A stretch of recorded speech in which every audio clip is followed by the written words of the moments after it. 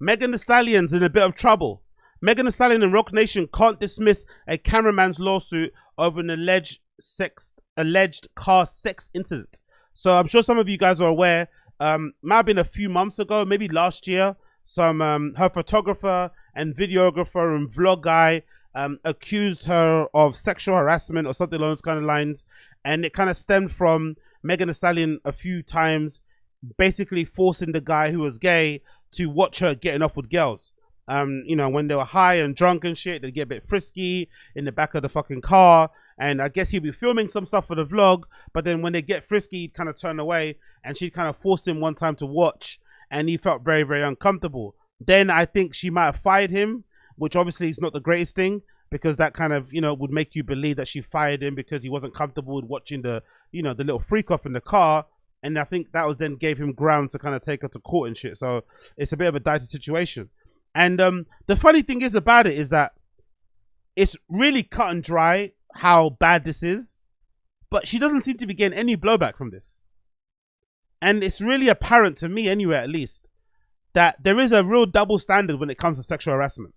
Because if a guy would have done this, if there was a male rapper who was fucking, even if he was fucking a guy, it doesn't matter, and he forced his female videographer to watch, like, social media would have exploded. You'd be called all sorts of names: grooming, abuser, diddler, rapist and shit. You know what I mean? Your life would be over. Your career would be in the mud. But for some reason, Megan Thee Stallion could do the same thing, but it doesn't seem to stick. And I wonder if it's because she's gone through what she's gone through with the whole Tory Lane shooting and people feel bad for her, or if it's just a double standard with women. Because it involves women, it's just a double standard. Like if a woman rapes a guy, it doesn't have the same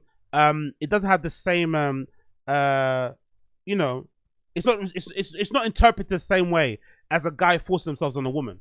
Which, you know, I'm not really calling for the equaling of double standards. I would just love us to live in a world where we know that's a thing and to maybe react accordingly. Because I feel like sometimes the reactions to like workplace sexual harassment in the entertainment industry, especially when it involves men, is a little bit OTT, especially because most instances are case by case. You know, it's a little bit OTT. Like if a story comes out that an artist had an uncomfortable experience in a studio with a producer, male, because he was asking too many sexually aggressive questions, people will treat that guy the same way as if a guy who was accused of forcing himself on a woman, when really they're like different things. You know, there's different levels of that sort of like scumbag behavior. And I wish we would do that, because clearly we do it with women.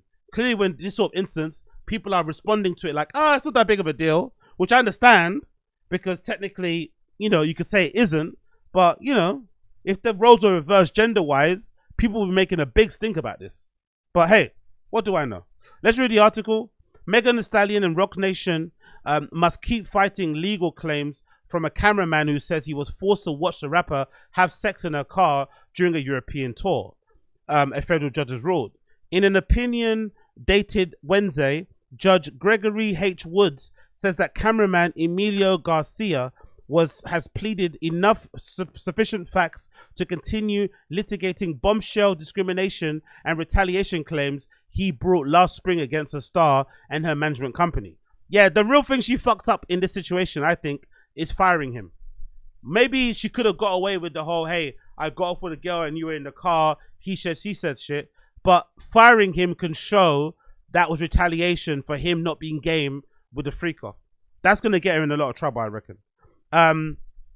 In their bid to dismiss the case, Megan and Rock Nation have called Garcia a con artist and denied that the star forced him to watch her have the sex with the women inside of a moving car while on tour in Ibiza, Spain in 2022. Which I remember because there's pictures of her actually out there. I remember that time. I think I remember there was a picture of her sunbathing on a yacht somewhere. I wonder if that's the same time. But Judge Wood says the cameraman, who is gay, plausibly pleads that the alleged sexual encounter in an SUV in Ibiza created a hostile work environment based on the plaintiff's sexual orientation. That's the real fucked up thing about sexual workplace harassment, isn't it? Because it's never the same again. So even if they don't fire you, you're probably gonna leave. That's why it's so bad and so, I would say, bordering on evil. Like if you're somebody in a position of power and you come onto somebody at work, you're gonna fuck up their whole entire life. You're gonna fuck up their ability to earn money because that completely changes the dynamic. Because it's bad enough as an employee, like I've done it before, right? It's bad enough as an employee, right? Getting off with somebody you work with, right? Having a little fucking Christmas party, little tongue waggle. That's already awkward enough coming back on the first day in the office. Imagine if you're a manager. Imagine if you're a founder. Imagine you're somebody in management in general, whatever, C-suite. And then you're getting off with somebody and it doesn't work out and they turn you down. How awkward it will be the next day. That person won't be comfortable being around you. They won't be comfortable. If you're in the staff room and they see you in there, they'll take their lunch later. If they pass you by in the toilet, they might flinch or something. It just creates a weird atmosphere. They'll start overthinking what's going on. You might be over it, but they might be overthinking it. They might be super anxious. Like, it's not a really good thing, man. It's a really fucked up thing that people do that. I really fucking dislike that sort of shit. I think it's horrendous. The plaintiff asked the court to draw a reference that Pete, that's Megan Thee Stallion, would not have engaged in group sex with another woman in front of a heterosexual male. Oh, that's a very good point. She did it because she could get away with it because she thought he's gay and it would be okay. That Megan felt comfortable engaging in group sex with the other woman in front of the plaintiff because the plaintiff's sexuality and gender. This is not an unreasonable inference to draw from the facts alleged. Therefore, the plaintiff has plausibly pleaded that he experienced the alleged inferior conditions of his employment and on account of his sexual orientation. The order also declines to dismiss Garcia's retaliation claims against Megan and Rock Nation, which alleged that he had hours and pay rate cut back after complaining about the SUV incident. Garcia says he was later fired from Megan's entourage and blackballed from working elsewhere in the entertainment industry. These facts raise a reasonable inference that material terms and conditions plaintiff's employment were altered in retaliation for speaking up against the Beaver incident. While Megan and Rock Nation must now keep fighting these blockbuster claims, they did succeed in paring back Garcia's lawsuit. Judge Joe's order dismisses an additional hostile work environment claim under Californian law, as well as aiding and abetting allegations of overtime wage claims. Reached for comment on the ruling on Monday, Garcia's attorney, Ron Zombaro, told Billboard the order would allow him to replead and dismiss claims in an amended complaint. We have plenty of facts. After 14 depositions, we've taken to get the facts we need. A spokesperson from Megan and Rock Nation did not immediately return a request. So I wonder if that's the reason why she signed to Rock Nation in the first place. Because Rock Nation seemed to be all about that, innit? Rock Nation seemed to be involved in the skullduggery. They're very good at getting stuff dismissed, getting things thrown out of court, getting charges brought down, like intimidation. Like they run like a bit of a mafia. I'm not gonna lie. Rock Nation are run like a bit of a mafia, and it's mad because that lady's in charge of it, who essentially is a fucking federal informant, and no one fucking talks about that for some reason. She literally brought down an organized crime syndicate, but everyone seems to be okay with it. But I wonder if that's the main reason why she signed to Rock Nation, because they have resources that could help her in certain situations, because it seems like Megan's a bit of a party girl. She gets a bit too loosey-goosey, and she doesn't seem to learn from her past experiences. Because the Tory Lane situation, you'd imagine partly happened because everyone was fucked up. So you'd imagine that would maybe make you sober, make you calm down, but not really. She's had other instances, you know, that you may think were fueled by alcohol. Again, no facts on that matter, but you can kind of infer that based on what happened in the car. And it's like, bloody hell, Blade. Like, she clearly is a favorite. People seem to like Megan Thee Stallion, despite people thinking she might have lied about the Tory Lanez thing, whatever. She seems to still have the grace of the public. It's a real shame that she doesn't take advantage of it, you know? It's a real shame she doesn't take advantage of the fact that the public, by and large, seems to be willing to give her a second, third, fourth chance. They seem to be willing to look the other way when she does some fucked up shit, but she doesn't take advantage of it, you know? She just kind of just keeps making the same mistake again. But then I wonder if a lot of it has to do with her looking as good as she does. I wonder if also it's pretty privileged because she's extremely hot. Maybe people also just, you know, are okay to put up with it. You know what? Hey, shit happens. It's Megan fucking Thee Stallion. I wonder if that's part of it. I don't know, man. I don't fucking know. I don't fucking know. But one interesting thing that I do know, based on this post on Twitter, is that Megan Thee Stallion is now allegedly dating, what's his fucking name? Klay Thompson, the basketball player. And a lot of people online, especially guys, have been kind of freaking out about this. This is a post from Facebook of all places. This is a post from fucking Facebook, right? And the caption says, she just be getting passed around like a 3.5. And guys are like, oh my God, look at how many boyfriends she's had, right? And there's pictures of her with her various boyfriends over the years, or various guys that she was involved with. And the funny thing is about it is that I don't know what it is about dudes online. I think it's an online thing. Nothing happens in real life. Guys online are very overly fixated with like body counts, and guys online are overly fixated with like purity and shit, virginity, whatever, all that kind of stuff. But I'm wondering, do guys actually think if a girl as hot as Megan Thee Stallion's around, do they think other guys are not gonna be into them? Do they honestly think a girl as hot as Megan Thee Stallion won't be in a relationship, won't have guys after her, won't be involved romantically or whatever, you know, whatever, sexually involved with random dudes who are also maybe, you know, her taste and shit?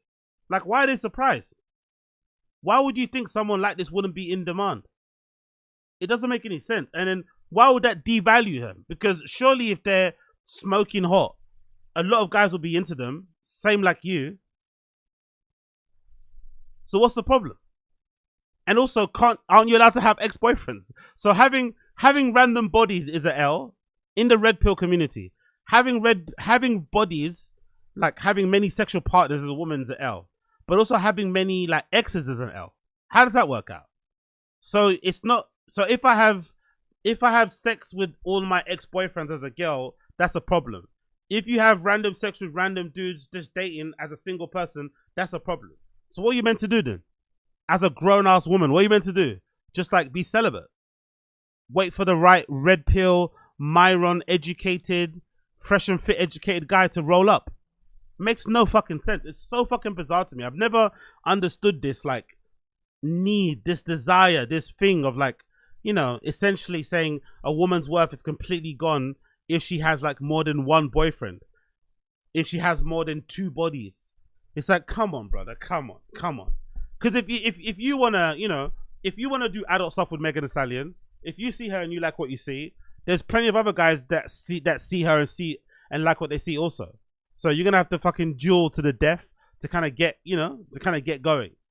And then I saw a video actually of Megan Thee Stallion sitting down on the lap of Klay Thompson, opening some presents that he got for her, and she's sitting on his lap. And I was thinking to myself, ratted. Not gonna lie, if that was me, I would have slipped it in. Let's see what we got. Okay, first one.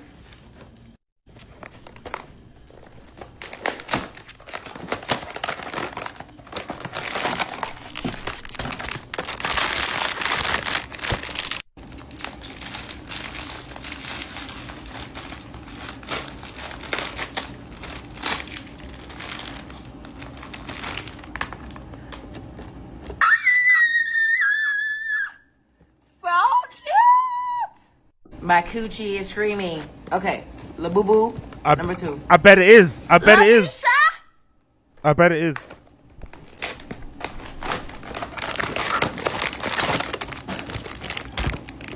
Nabisha.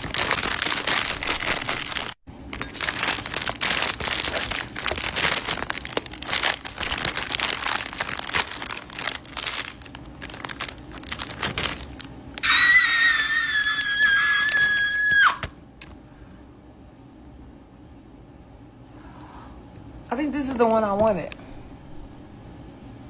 La Bisha, La Belisha, La Belisha.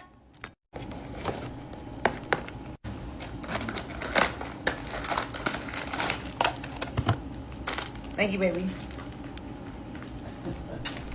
Wow. He's just sat behind her and you can't see his face, but you can clearly hear him and see his hands. It's fucking hilarious.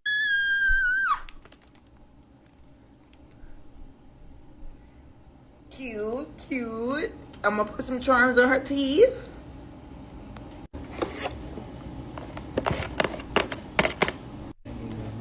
Big up Clay Thompson though. Big up Clay Thompson. Yeah, must be nice, man. Must be nice. Must be fucking nice.